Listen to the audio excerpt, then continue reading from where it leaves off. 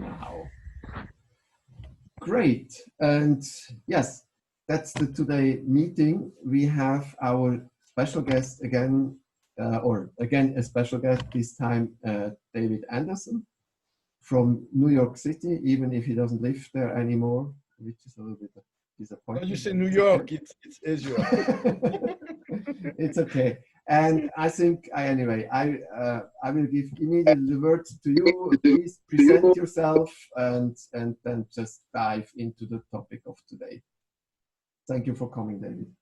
No, you're welcome. So my name is David Anderson. I'm in New York, and I'm coordinating the team here for Pressenza for quite some years. And we have been working a lot in immigration issue, on the women issue during the Women March. We try to cover as much as possible on the ground, but also to engage in more international actions like the peace process in Colombia and things we have to do with nonviolence and peace. So today the issue was, in some ways, does the Black life really matter? Or what's happening in the US concerning the African-American community and the last protest and event happening in the US. So to start, I don't know. I mean, I can give a frame, and after that we can do a Q&A, just to give some context on what's happening. My analysis is as follows. I think we have two main currents in today's world. One has to do with diversity, globalization, worldization. People communicate, traveling, buying stuff from everywhere. I mean, you have that tendency to go at a more global, and then where the world become one, where everything, everybody feel connected to everything and everywhere. And that's happened. We saw it with the protests, where the same protests were happening in New York City, were also happening in Berlin and other places. So that's what tendency, and we can say politically that was the Obama era representing that tendency to give a political face to that tendency. And you have another tendency with the nationalist and the far right and people who have been discriminated and people who are tried to keep their power and social institution the way they are, because for them it's provide them with power, money, prestige, and so on and so forth. And that's Trump. If we can, and then we have it Trump in Brazil, and then we have some friend in Europe, in Poland, in Hungary, in other places. That's a tendency in two different view and two different direction.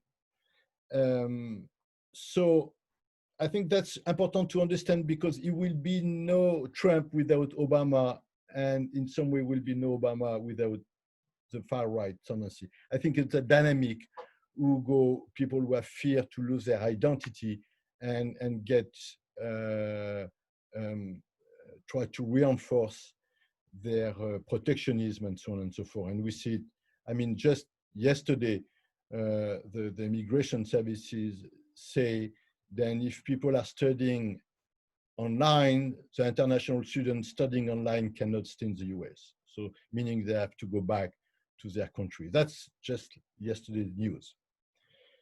So to go back to what happened in the last protest, one thing about the violence on the street of the police, I think we need to see it as this is the last stage of the discrimination and violence. You have many other steps beforehand who are permanent, meaning that the protests are punctual, but the discrimination and the violence are permanent against African Americans for the last 500 years. It's not a day without discrimination against African American in the US.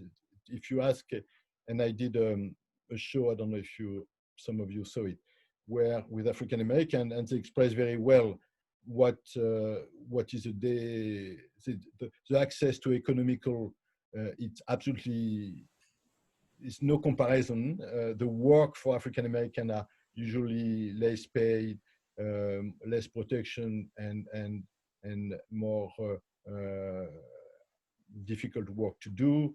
The access to school is much more complicated. The neighborhood where people are living are usually with a lot of social issue, with environmental asthma and lead poisoning and water pollution.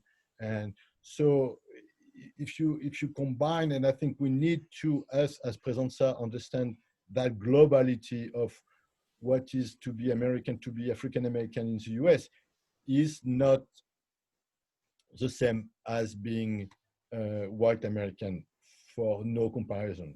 And very short, just one short question in between, David, even if this is not usual, but for me to understand is, I mean, the US, maybe not everywhere, but mostly is a very, very diverse society. So there are a lot of ethnic groups, a lot of people from different origins.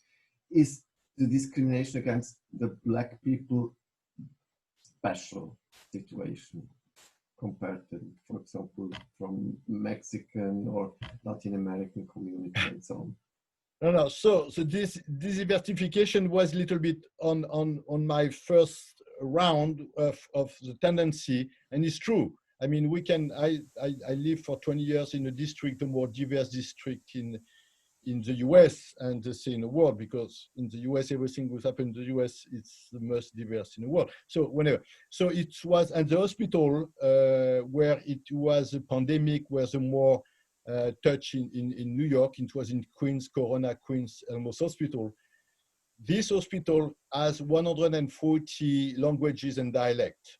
So meaning then you have people coming from all Asia, lot of African country, all Europe and all South America, and from South America it could even, indigenous community who have very special dialect and so on and so forth. So this is,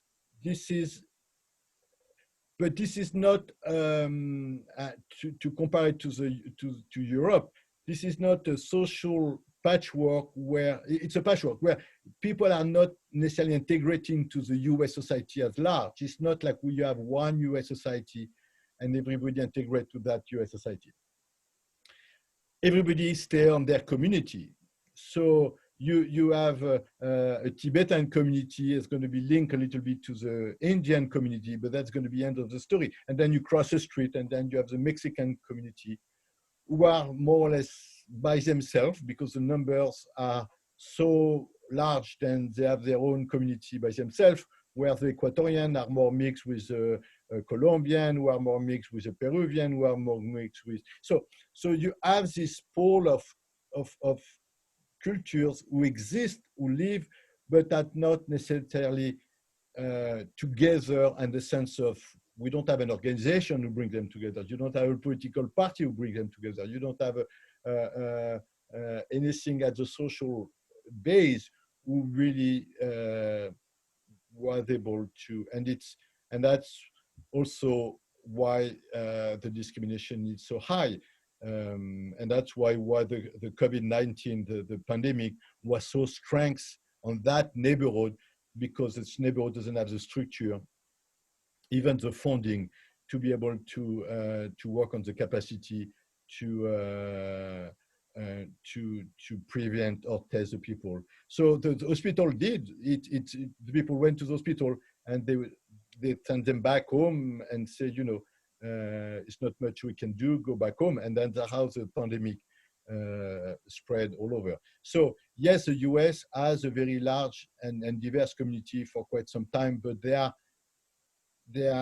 located, some of the town have 70% of the town it's Mexican. And then the other town, it's 10% are people from from Ethiopia, and then, but it doesn't mean then you have at the state or at the federal level something about this diversity and representing them on the structure of the economical structure or the political structure either. Even African Americans have a very hard time with the Democratic Party. It's for years and years and years and years. It's not, and that's why they tried to organize their own political party with the Black Panther Party, but they were massacred and put down the floor in no time. So, and that's a little bit what I want to express. It's whenever the people are, and I come from the landscape of you have to organize yourself if you want to survive and if you want to strive and if you want to fight discrimination. In the US, African Americans have tried all of this. They have organized themselves. You have ACORN, an organization who have 1,200 local neighborhood centers with 500,000 members. They were turned down overnight by videos by a couple of people who have been infiltrated the organization and put the organization on the floor in a week. And it happened with the political party, with the Black Panther Party. It happened. So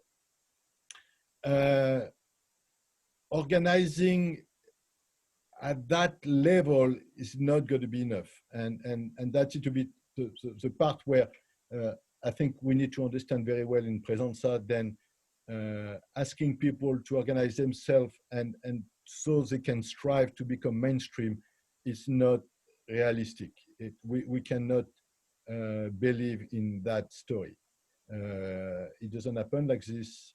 The civil rights movement was very interesting, but it didn't change the economical structure of the US society, and so on and so forth. So I think we need to when we cover the situation concerning the US, we need to really look at the history as a globality and very look, does things are changing or it just, like even the police, the report on the police structuration transformation in the US is not happening really. I mean, at the federal level, it's not happening.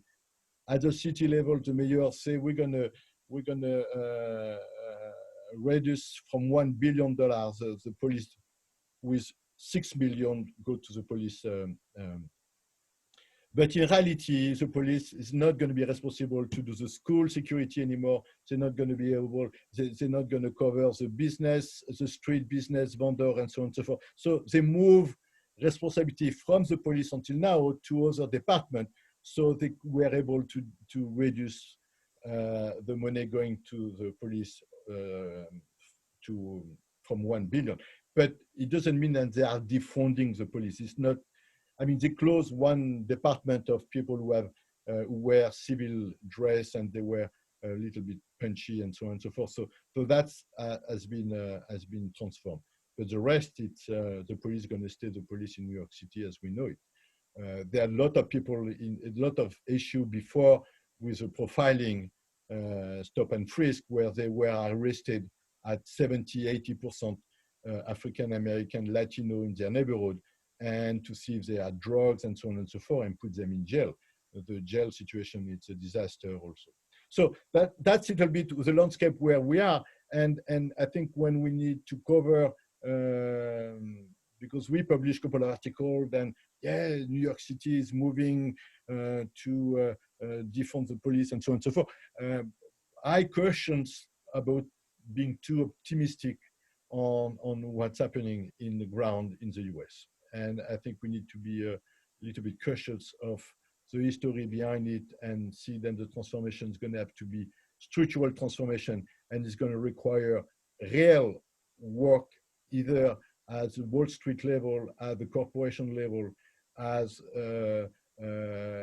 hiring level, as work condition level, as healthcare covering level.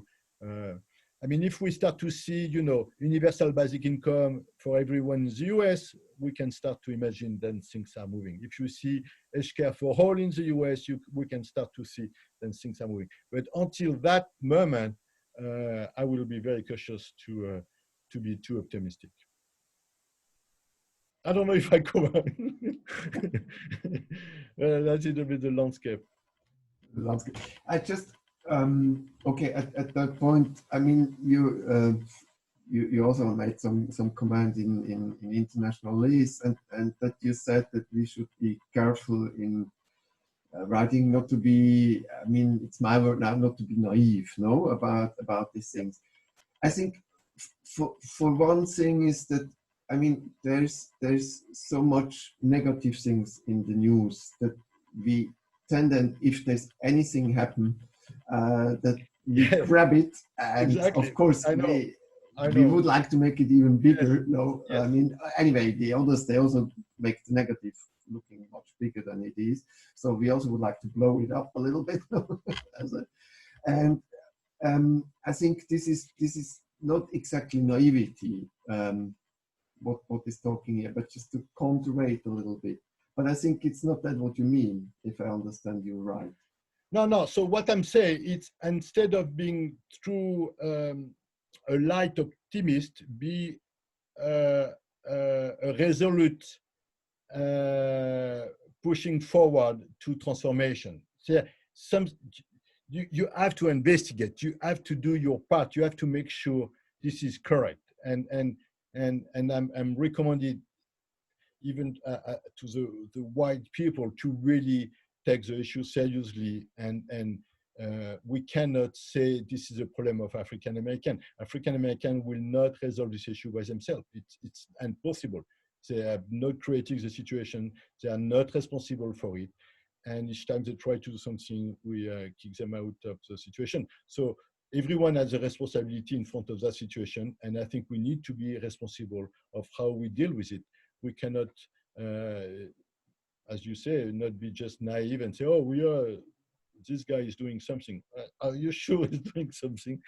Are Amazon doing something to treat this worker fairly and not having to go to food stamp to survive?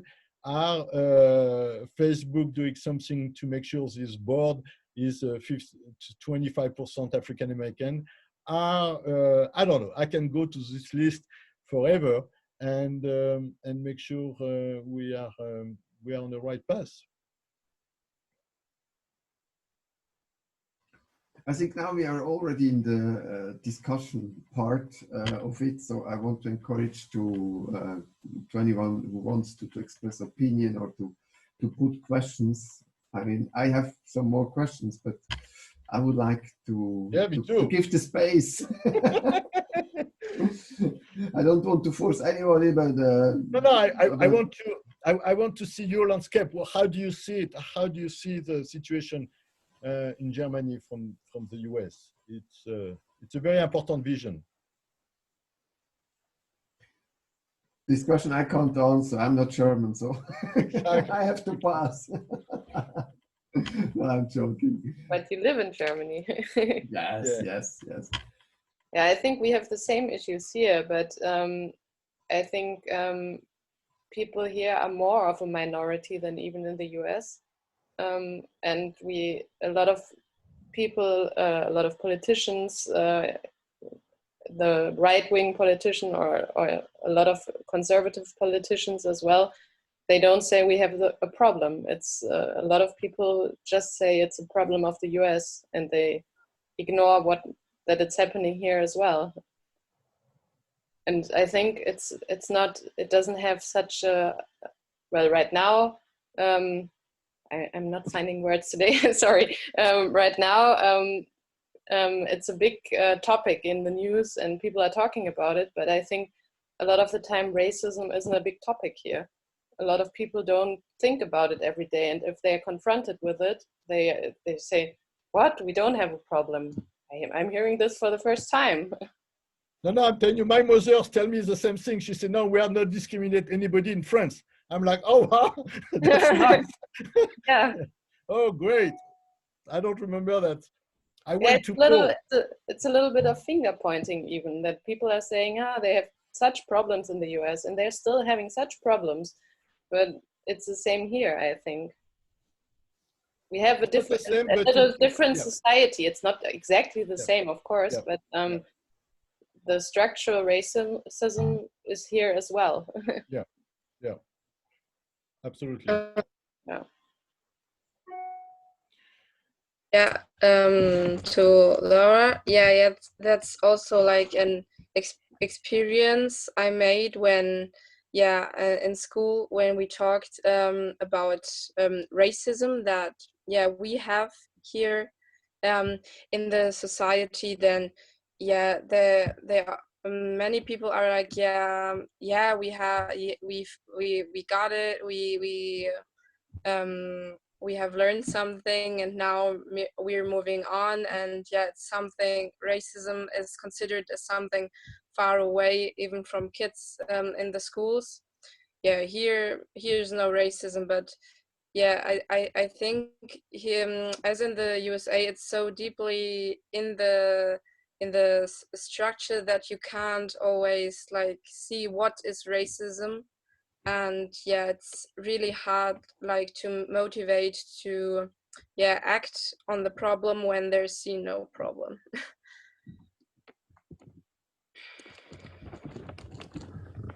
Yeah, I mean, it's true. It's a structural problem. It's a discrimination. It's an organized discrimination. It's a structural because people don't have the same access as everybody else. I mean, if I go to the bank, I'm going to get a loan. If an African American goes to the bank, he's never going to get a loan.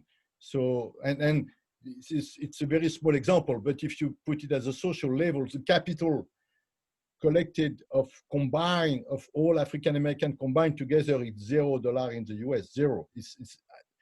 You have not $1 for the African American in capital. So it's a very, and yes, thousands of consequences. I mean, it's very complicated to explain, but it's embedded in everything people do. With COVID-19 pandemic, African American businesses, small businesses, lost 40% of their businesses. 40%. The problem is, then it's not just losing their 40% of their businesses. Is this business went to Amazon or other online businesses, where so the money is not just the community loves this money, but it went somewhere else to make sure they are pressured and treated badly one more time. So that's a dynamic faced by the African American, and that's what I'm saying. By the time they build the house here, the other one is already burned down the floor. So it's a very complicated situation.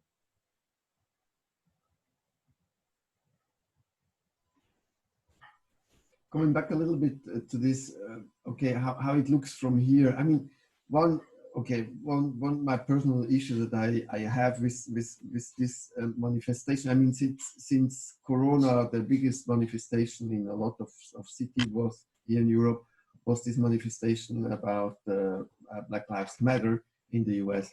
And I always have a little bit problems with this kind of topics at that moment, because as you say, I mean, there's a lot of discrimination, there's a lot of police violence, there's a lot of violence in all the forms in Europe.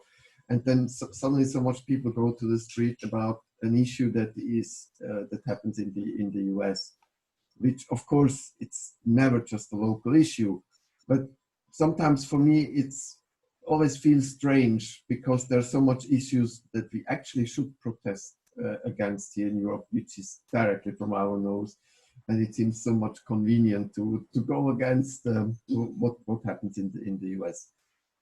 But on the other hand, I mean, I think I understand discrimination as a form of violence, and of course I'm very aware of that in all our Western culture or the global system, the violence is very, very rooted in the core of these systems. But at least the image that I get from distance is that the US, it's just some more multiplication of level of violence. If it's police violence, it's just some more level. If anything, it's like, I mean, I saw also other manifestation of people suddenly standing there all armed to the teeth. No, it was a peaceful manifestation, but everybody had an arm, no?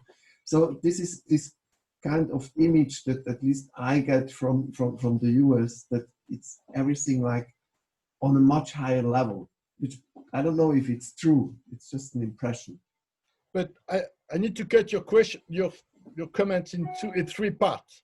The first part is to understand well this tendency of the world, and that's it, our advantage, and I think Pressenza should be more aware and work more on that. It's a tendency for diversity, for people getting together, and to people having this oneness of the world, of everything is connected. So when something happened in New York, of course, people in Berlin and other places will start to protest, because that's a tendency. That's how things are going, and that's where the future is going. And so we need to be smarter about it. We need to be more organized about it. We need to be more political about it. We need to be more aware about it. We need to capture that strength. But it's only that tendency who's going to be able to transform the world. It's if that tendency become a political power, that's what makes the discrimination structural bankrupt. That's what's going to make the really transform. You have no one who has been discriminated in the world now can come up by himself and resolve this issue. So the discrimination, the structural discrimination of the world will transform when people all over the world come together and start to play their economical and political game. And that's a little bit why people are protesting in Berlin. And I agree with you, it seems to be weird because they could protest about many other things who are much more, in some way, important for people in Berlin.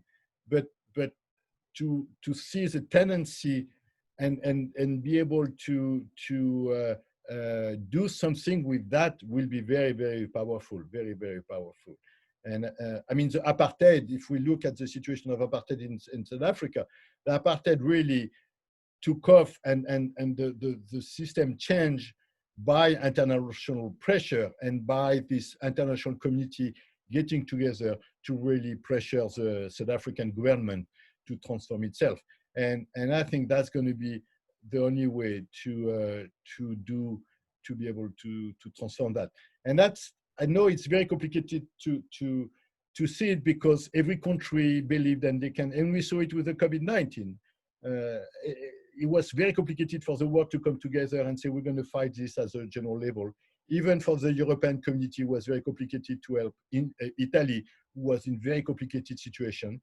And I think the European owe Italy a big deal, because what is a point to be part of a European community if when you have an issue, nobody come to help you. So that's really something we need to watch and we need to understand and we need to see. Then our future depend on that general tendency of getting, how we can say, connected with things happening all over. And I mean, the story of the police brutality, we know it's not getting better. The police is more and more weaponized. The military is getting closer to the police, and he has big effect in everybody's life. But that's a general tendency, I think, everywhere. And that's something could be questions, is questioned now, and we see how it goes. But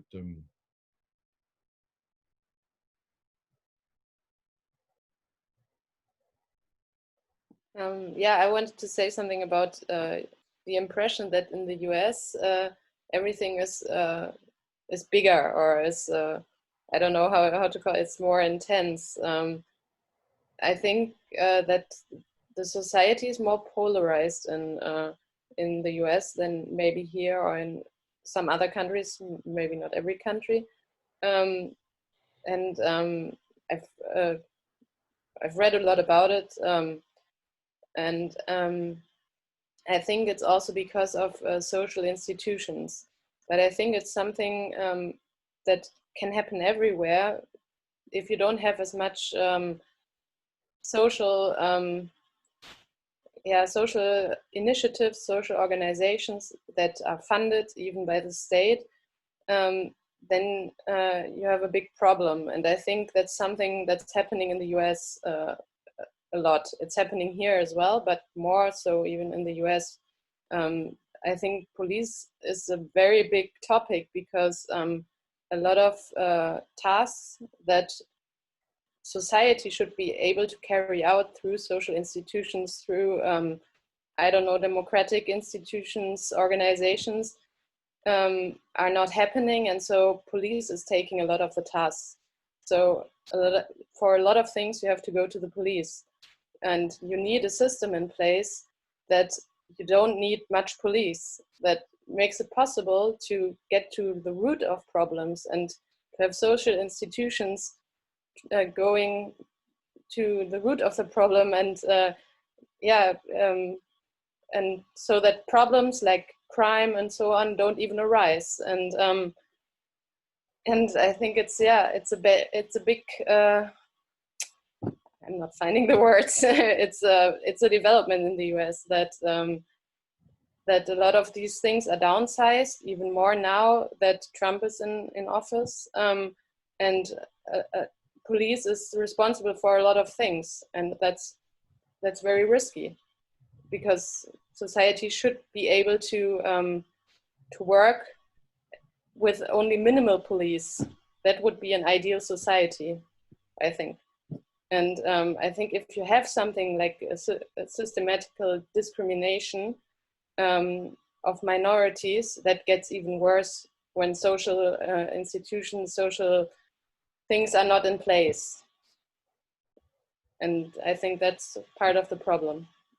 No, I mean, and the US is a little bit complex on that sense, but to make it very short, my point of view, we're talking about or we are developing violence or we are developing non-violence. And in some moment in history, the US, I developed a little bit of non-violence and organizing some kind of social and so on and so forth, where people can get some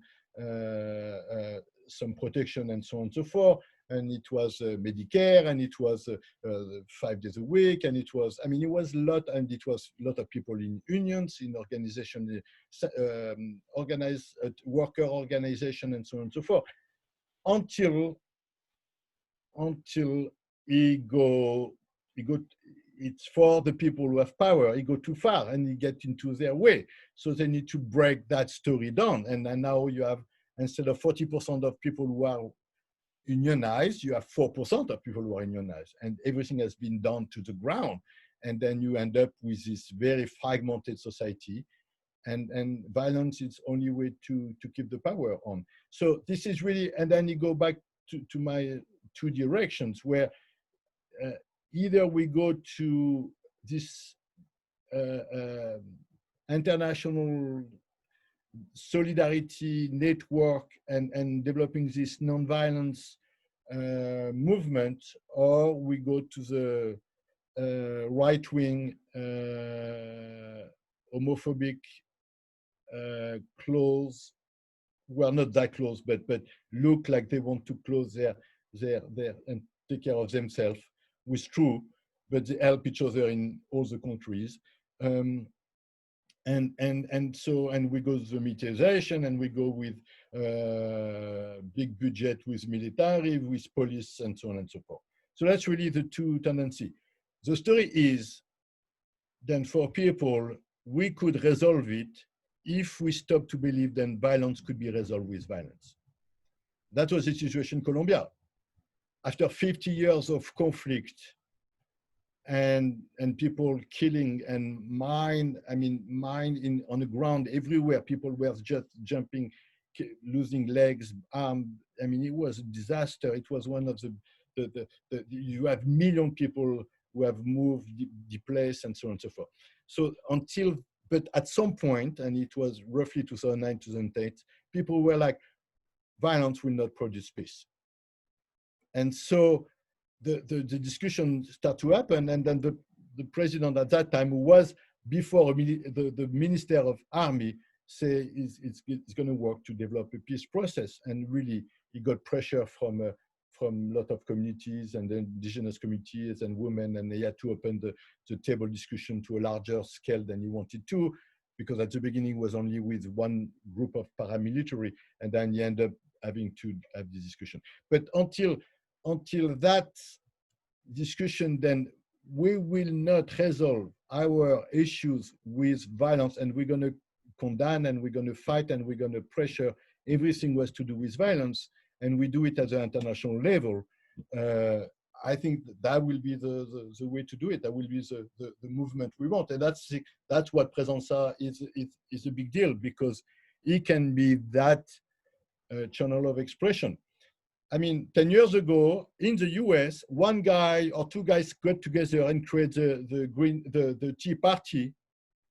They got TV everywhere. They were covered like they were this huge organization in the US. They were no one. They were 4 people. But they got media coverage all over. And it happened time and time again. I don't know if you remember the Minuteman in the border. There were 4 guys who said, we're going to take weapons and we're going to go to the border and shoot the Mexican with the weapons. And they got on CNN, they got in NBC, they got coverage all over. So if I can organize, I organized march in New York City for peace with 1,000 people. I never got any CNN coverage. I never got any MSNBC, and I never was invited anywhere. So that's not fair. It's not the same. Media are not treating the same situation with the same scale. And that's really something we need to condemn, because it's not true that the US is so divided. Yes, you have a group of people, but that group is very minority. The problem is, how do they get all this media coverage? Trump got billions of hours of coverage for the last 6 years, like no one. I mean, it's really, how did he got this coverage? How he didn't have to pay for this campaign? How this happened? That's really the question we need to ask ourselves, because it's very complicated to compete with that story.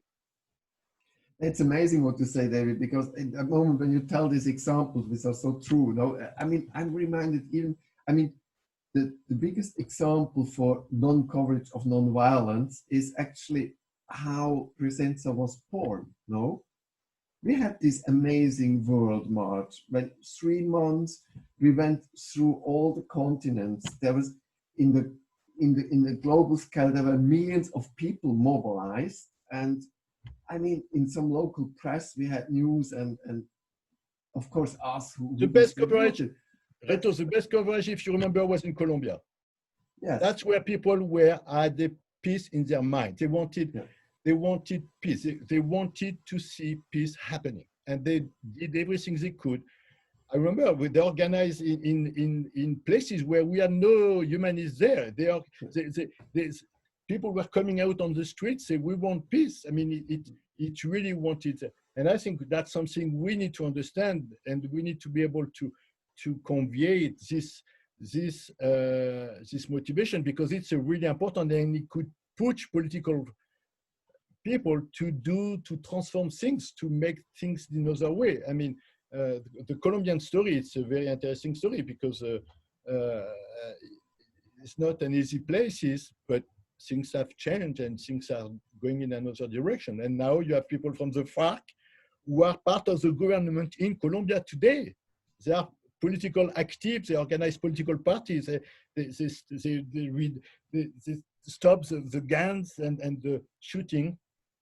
And now they are into political discussion and passing laws and so on and so forth. But we need to understand and we need to convey it, we need to have this discussion. Then violence will not resolve the issue. It's not the solution.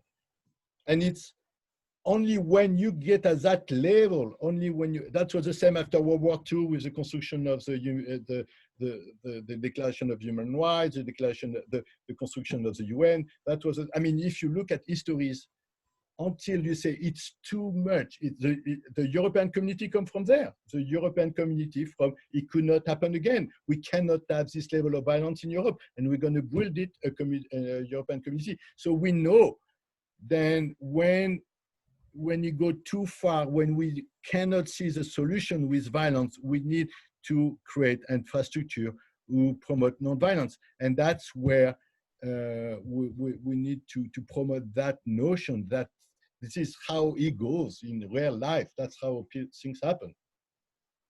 And you have a lot of methods to do it. It's not, the techniques are there. The people, we know to do a peace process. We have many examples in the situation between Kosovo, North Ireland, South Africa, the truth reconciliation. I mean, we have a spread of possibilities to work with, and to people who have been doing it and actually see the consequences over time and so on and so forth. You have people who have published books.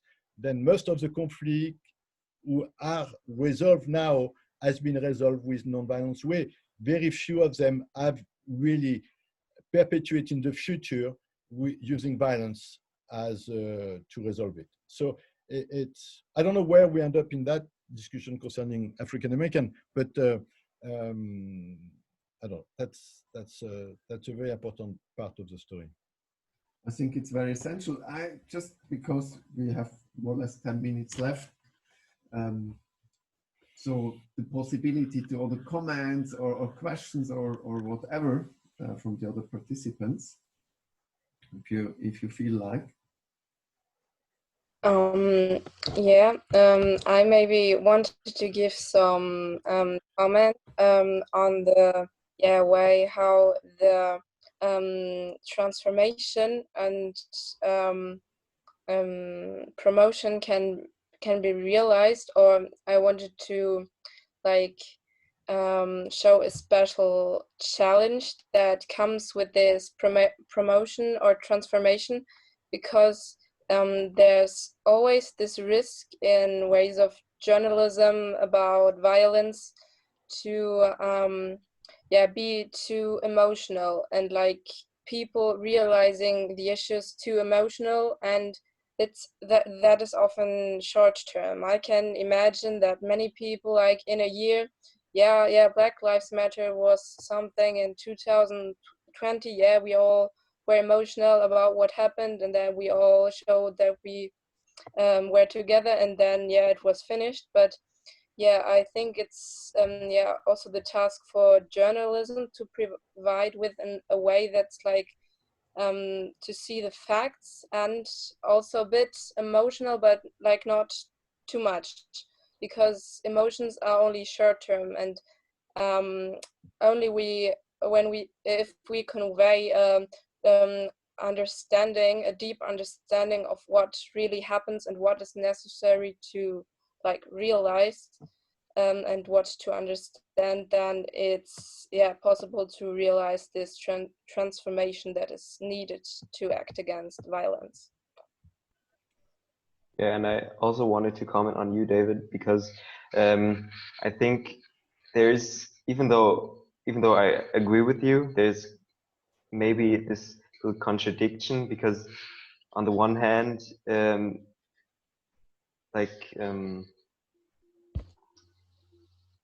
you wait, I lost what I wanted to say.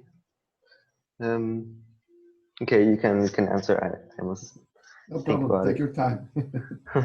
No, Rufus, come back, because I want to respond. So, I mean, for me, I think the emotions are very important, and we cannot deny people the need of catharsis. When a moment like this happens, people need to be cathartic. If something happened to you very strongly, you need to be able to talk. You need to be able to express it. And I think seeing somebody from your community being killed like this on the street one more time, it's 1,000 times, I think people need to express it. And I don't think we can control that catharsis. We need to let it go. We need to listen. We need to be there. We need to be, that's one stage. But the next stage for Pressenza will be to help to make some kind of context to that moment. And I think that's where Cornel West is very important. That's where Don Chansky is very important. That's where you have people who are contributing to a larger discussion, who are making things into a larger parameters. And I think Pressenza could help to have this discussion and giving another painting and a larger landscape than that specific moment on the street. Because what I wanted to say is, because you said that many times also in history, these peaceful protests didn't get that attention. And yeah, the same we saw, for example, in Minneapolis, where I think that also, of course, the violent protests also, yeah, have raised some awareness as well. Yeah, but of course, I also agree with you, Chiara, because yeah, of course, it's if you want to reach long-term change and progress, I also think that yeah, peaceful protests are more effective. Yeah, but for really raising awareness, and you had this massive yeah in yeah the people were so angry about it, and of course it also sometimes transformed into violence. But yeah, it's also, of course, being objective. I also think it's a form of raising awareness. You're in the middle of the discussion. This is a discussion in the US today. This is what I'm going to send you a link of Kanye West, yeah, and it's a whole discussion about that story. So to make it very short, it's true. Then if you do if you have violence on the street, the media is going to cover the issue, and Black life becomes this big story, where if you have millions of people protest. But look what happened with the Women March. They put millions of women and of people on the street. But the next election, they got triple the number of seats in the Senate. They organize a political movement like no one in the US. And they are, I don't know if you heard about Alexandria Cortez, or you heard about, you have women, Muslim or Latina, women elected into Congress who come from that protest. They are coming from that non-violence protest of Women March in when Trump was elected, in the next day of this. So again, I think we need to be part of the discussion on the moment. We need to cover it as much as possible. We need to give the larger point of view, but we also need to see the larger stories behind it, because some of the movements destroy themselves with violence, meaning they scare people and people back away and they went nowhere. So we need to be careful of what is the strategy as a long terms, because the long terms is a process. How do you transform that society, and how do you transform your issue? And mainly, I mean, if I have to say something about Black Lives Matter, Black Lives Matter doesn't go to the root of violence. It doesn't go to the root of taking revenge. It doesn't go to the root of looping stores and neighborhood and so on and so forth. And I mean, I think that's why they have the strength. It doesn't mean then the media is not going to cover when people are, fighting on the street, but that doesn't mean that this is a strategy who should be applied as a technique to transform the situation. If it happens, it happens, and we need to deal with it. But I don't think it's into the manual of how things should be done. That's my story.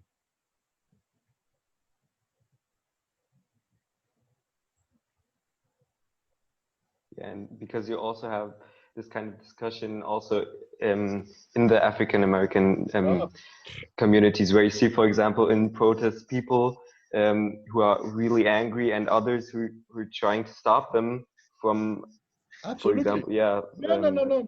And then you have the discussion about self-defense. When does your self-defense start? No. This is a real, I mean, I'm telling you, this is really a fair. You have a fair shot here. It's not. It's true. It's a real discussion, and I think everyone, even ourselves, we need to understand it. We need to be to have. when you are in a situation, how do you deal with it? What are you going to do? How are you going to answer the question? Can you tell how you're going to answer the question? Because one thing is to think about, your kids driving you crazy, and the other thing is, how do I deal with this kid driving me crazy? How do I, and imagine if I was discriminated for the last 5,500 years, how do I respond to this? And it's a very, but that's also in both sides, that's art of what nonviolence is. It's also how you become creative to transform the situation, how you become this open future to really offer a new opportunity and a new landscape. Because without that vision of the future, without that image of something new, you will have a lot of problem to have people following you. It's going to be very complicated. And if people feel scared, and if people feel disconnected, and if people feel at risk, they will have also a lot of problem to follow a larger movement. So but it's a fair discussion. Anyone else want to have a comment or a question before I have the last question to David to close it? He has a monopoly. No, I mean, the power. Nice, the last nice question to you, the 1-2 sentence questions that you have to answer. But first, maybe somebody else. I don't want to stop anybody who hasn't said or asked something to do so. All right. So my question is now, look, David, so you talk now to a significant number of the German-speaking Pressenza team. So what can we do, or what you would like that we do for the New York edition, or for the New York office concerning Pressenza and our work?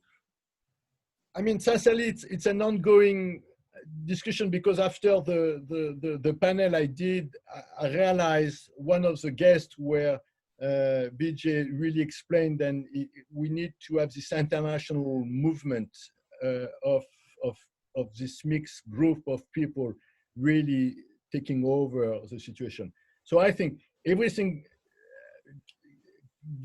Pressenza can do, and I think Berlin is a big place to show that story. It's between New York and Berlin, we can definitely show that international tendency, convergence, multicolor, multi-disciplinary, multi-dimension fight. And I think it could help to develop. And we need to find other people in other places, but I think between New York and Berlin, I think it's a very important places historically for the geographical history and complexity. Need to really understand well, not where we are today, where are we going? Where is the world is going? Because it's tricky situation, but we need to see what people have in mind, where the mind goes. Does it go beyond the border? Does it go beyond the sex? Does it go beyond revenge? Does it go beyond my story? Does it go beyond and every illustration we can see the COVID-19 vision of the future. We can see the how it's a very interesting, and I think your guys are very well located to understand that well and be able to share it. Thanks for pointing this out and to emphasize. So we will work on this collaboration, of course, and I think we know what to do. And maybe anyway, David. I mean this, but I actually also would have maybe another occasion where you maybe tell us a little bit more what other things you do for Pressenza in New York. Also, I mean, your program Face to Face is very interesting, and I know that you do a lot of other interesting things. But I think this would be maybe the topic for another session to if you're willing to come back. Yeah, sure, no, anytime. So what happened in Berlin when the women organized themselves in Chile with the protest and the song and everything? Did something happen in Berlin or no? I mean, what happened in Berlin, you know, that, in connection with Me Too, and when Trump came into the office, there was a lot of a big feminist and woman mobilization also. But do people organize a song and with the you mean, okay, yeah, from Las Tesis. Yeah. Yes, we had this also. This is exactly what I'm talking about. This is exactly what this is. That movement. It's the same. That movement is the same than the people fighting for Black Lives Matter in Berlin. That's this frequency where people see something somewhere and they feel connected in their own places and are the showing this. So this is, and I just wanted to show then it's not just because of New York. It could happen in other places too. If something happened in Chile and women are organizing and they say, you are the responsible of that story. And they, I mean, it's very courageous. The women say, you are the man is responsible. Yes, exactly. Okay. So maybe not everybody knows what this is about, so that's also very short. El violador eres tú. Exactly. El violador eres tú. Okay, just to have a little exactly context. So this is and I think we're going to have to do the same thing with African American. The people who are discriminated are not the African American; they are the white people, and we need to put fingers at them too. We need to be able to show these faces. Very good. Yes, it's great. Okay, I think we come to an end at the official part. It was really great having you here. And we continue and looking forward for the next time. I'm going to send you a couple of information maybe we can share. Please, Thank you so much. Thank you. Great.